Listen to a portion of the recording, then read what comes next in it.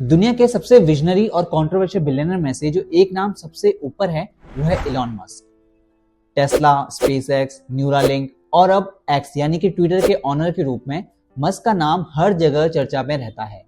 पर क्या आपको पता है कि मस्क की कामयाबी के पीछे कुछ ऐसे राज छुपे हैं जो उतने ग्लैमरस नहीं लगते जितनी उनकी पब्लिक इमेज है।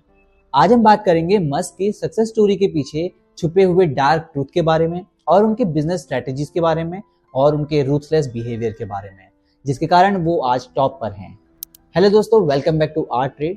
अगर आप चैनल पर नए हैं तो चैनल को सब्सक्राइब कर लीजिए ताकि आपको ऐसे ही बढ़िया वीडियोस मिलती रहें। तो दोस्तों, विजनरी बनना आसान नहीं होता और इलॉन मस्क ने इस दुनिया में अपनी एक अलग पहचान बनाई है। लेकिन जो उनका सफर है वो हमेशा एथिकल नहीं रहा, हमेशा वो सही रास्ते पे नहीं गए। मस्क की सक्सेस के पीछे एक बड़ा हिस्सा जो है उनकी रूथलेस स्ट्रेटेजीज और कभी कभी जो क्वेश्चनेबल टैक्टिक्स हैं उनसे जुड़ा हुआ है। तो मस्क का बचपन साउथ अफ्रीका में गुजरा और एक इंट्रोवर्टेड बच्चे थे वो, जो ज्यादातर सोशल नहीं थे लेकिन हमेशा कुछ नया सोचते रहते थे। लेकिन मस्क के जो पर्सनल लाइफ में उनके फादर का इन्फ्लुएंस काफी कंट्रोवर्शियल टॉपिक रहा है। मस्क खुद मानते हैं कि जो उनके फादर हैं काफी टॉक्सिक थे और काफी कंट्रोलिंग थे। कहते हैं कि मस्क का जो वर्कहोलिक नेचर है और जो उनका ऑब्सेसिव कंट्रोल का एटीट्यूड है वो वहीं से शुरू हुआ, यानी कि बचपन की यादों से ही उनका जो ये एटीट्यूड था वो बनता गया। मस्क की जो पहली कामयाबी थी वो थी Zip2 कंपनी, जो उन्होंने अपने भाई के साथ मिलकर बनाई थी। लेकिन जो सच है वो ये है कि मस्क ने अपने पार्टनर के साथ काफी अग्रेसिव बिहेवियर दिखाया। जब Zip2 बेचने की बात आई तो मस्क ने अपने को-फाउंडर के आइडियाज को पूरा इग्नोर कर दिया और अपने टर्म्स पे डील फाइनलाइज कराई। बाद में पेपाल के टाइम पर भी उन्होंने यही पैटर्न रिपीट हुआ। पेपाल का क्रेडिट मस्क को दिया जाता है, लेकिन जो असल में उस वेंचर के जो असली आर्किटेक्ट थे वो पीटर थिल और मैक्स लेवचिन थे। कहते हैं कि मस्क को सीईओ की पोजीशन से हटा दिया गया था क्योंकि जो उनका विजन था वो काफी इनकंसिस्टेंट था और उन्होंने टेक्नोलॉजी के बेसिक चॉइसेस को लेकर टीम के साथ काफी बार आर्गुमेंट्स भी किए। फिर भी जब पेपाल ईबे को बेचा गया तब मस्क जो है वो बिलियनर बन गए। तो ये थी उनकी शुरुआती जो कामयाबी के पीछे का असली सच। लेकिन जो इलॉन मस्क है उनका नाम जो है टेस्ला के बिना अधूरा लगता है, क्योंकि आप सब उन्हें उसी नाम से जानते हैं। पर क्या आपको पता है कि मस्क टेस्ला के असली फाउंडर नहीं है? टेस्ला को मार्टिन इबरहर्ड ने और मार्क टार्परिन ने शुरू किया था, लेकिन मस्क ने कंपनी में एज एन इन्वेस्टर एंट्री ली। धीरे धीरे मस्क ने कंट्रोल ले लिया और फाउंडर्स को बोर्ड से हटा दिया। आज टेस्ला की जो ब्रांडिंग है वो मस्क के आसपास ही घूमती है। लेकिन ये सच है कि उन्होंने टेस्ला को बनाया नहीं था बल्कि टेक ओवर किया था एज एन इन्वेस्टर। तो टेस्ला की सक्सेस का एक बड़ा राज मस्क की ब्रांडिंग और उनकी मार्केटिंग स्किल्स है।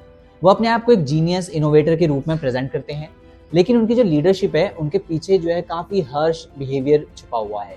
रिपोर्ट्स के मुताबिक टेस्ला फैक्ट्रीज में काम करने वाले एम्प्लॉयज काफी स्ट्रेसफुल एनवायरनमेंट में काम करते हैं। इंजरीज, लॉन्ग वर्क और टॉक्सिक वर्क कल्चर के इंसिडेंट जो है वो काफी बार मीडिया में चर्चा में आते रहते हैं। मस्क ओपनली जो हसल कल्चर है ना उसको प्रमोट करते हैं। उन्होंने एक बार कहा था कि nobody ever change the world on 40 hours a week.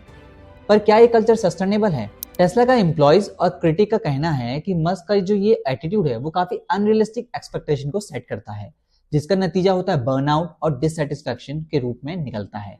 इसके कारण जो भी वर्कर होते हैं वो काफी डिससेटिस्फाई रहते हैं, क्योंकि मस्क जो है वो खुद इतने वर्कहॉलिक हैं और वो दूसरों से भी यही एक्सपेक्टेशन करते हैं। हालांकि ये बुरी चीज नहीं है, बट फिर भी एक ह्यूमन बाकी ह्यूमन की कुछ टेंडेंसीज होती हैं।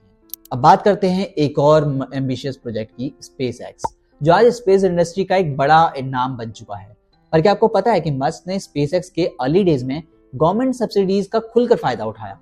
स्पेसएक्स का डेवलपमेंट नासा और अमेरिकन गवर्नमेंट के बिलियंस डॉलर के कॉन्ट्रैक्ट पर डिपेंड करता है। लेकिन मस्क की जो पब्लिक इमेज है वो ये है कि उन्होंने ये सब कुछ खुद के दम पर अचीव किया है।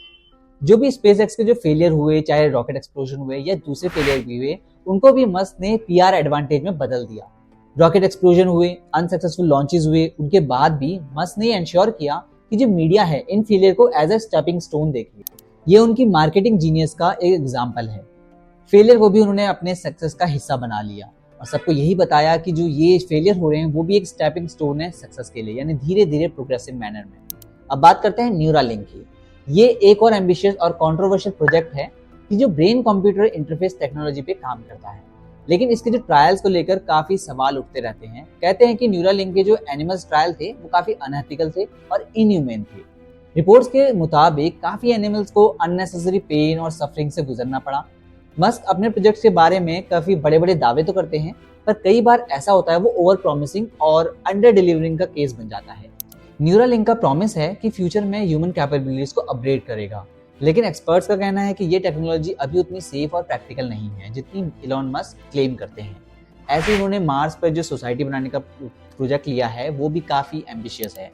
इलॉन मस्क की जो सोशल मीडिया प्रेजेंस है ना, चाहे वो ट्विटर पर ट्वीट करते हैं या फिर पॉडकास्ट वगैरह करते हैं, उनकी ब्रांडिंग का एक बड़ा हिस्सा है।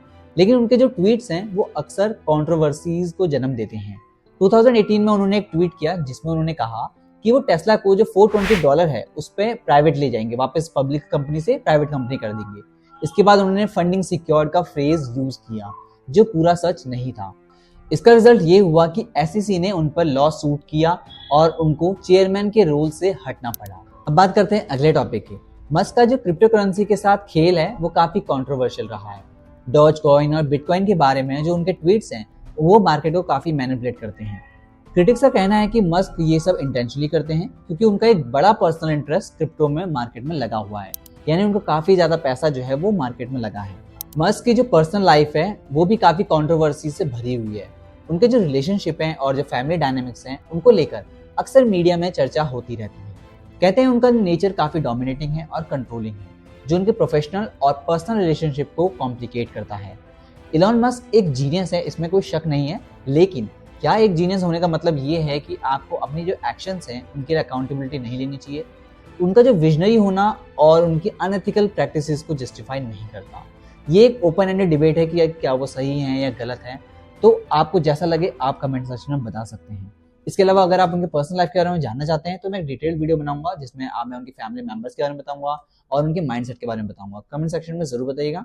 तो दोस्तों, इलॉन मस्क का जो नाम है वो हमेशा दुनिया के सबसे इन्फ्लुएंशियल लोगों के साथ जुड़ा रहेगा, लेकिन उनकी जो कहानी है वो एक लेसन भी है कि हर सक्सेस के पीछे एक कॉम्प्लेक्स और कंट्रोवर्शियल हिस्ट्री होती है। आप इलॉन मस्क को एक जीनियस कहेंगे या फिर एक रूथलेस बिजनेसमैन? अपने थॉट्स को कमेंट सेक्शन में जरूर बताइएगा। और अगर आपको हमारी मेहनत अच्छी लग रही है तो चैनल को सपोर्ट करें, सब्सक्राइब करके और दोस्तों के साथ शेयर करके।